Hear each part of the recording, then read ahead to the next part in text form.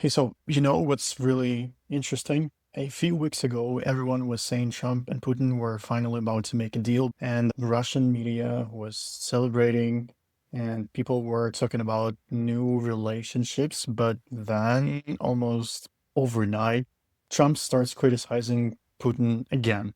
So, what really happened? Did something change behind those closed doors, or did negotiations collapse? Or was there never actually a deal in the first place? So today I want to explain what probably happened because I think most people completely misunderstood that meeting in Anchorage. When politicians meet, people expect some big announcement, right? A peace deal or a ceasefire or some kind of a breakthrough. But most meetings don't work like that. Sometimes both sides simply show up and then realize that they want completely different things and they just leave. And that's pretty much what seems to have happened there. So, according to multiple public statements after that meeting in Anchorage, the United States brought a proposal and Russia listened to this proposal, but never agreed to this proposal. And that's a very huge difference. Listening isn't negotiating because reading terms isn't actually accepting them. And yet somehow Russian media started talking about what they called the spirit of encourage, and almost like there was an understanding between Washington and Moscow. So think about it from Russia's perspective. If you're not ready to accept the American proposal, you still benefit if everyone believes negotiations are progressing, right? But why? Because time becomes your friend. The longer people think the diplomacy is working, the less pressure there is to change anything. And meanwhile, the fighting continues. So instead of saying, we rejected the proposal, it's much better politically to say, we are continuing, we're in a dialogue. And it sounds hopeful, even if nothing actually moved forward. And that's smart politics. So now imagine you are Trump.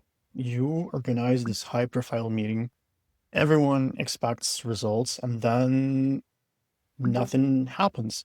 At first, Trump tried to describe the meeting positively, and that's normal, right? The politician does it.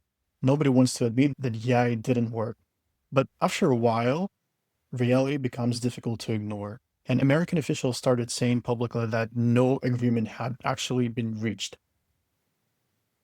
And even Secretary of State Marco Rubio made it clear that this were proposals, not accepted agreements. Diplomacy doesn't happen in isolation. It follows military reality. Ukraine has continued striking Russian military and energy infrastructure. Russia is still advancing in some places, but it also paying a growing price that changes negotiations. If one side believes time favors them, they delay.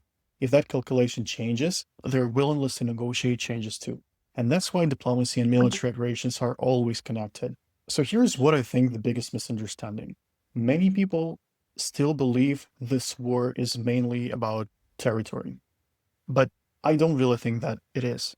Territory matters, of course, but the political goals are much bigger.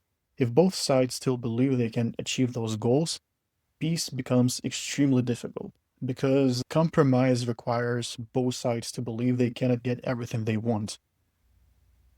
And right now, we're simply not there. So here's my takeaway. The meeting didn't suddenly fail. It probably never produced the agreement many people imagined.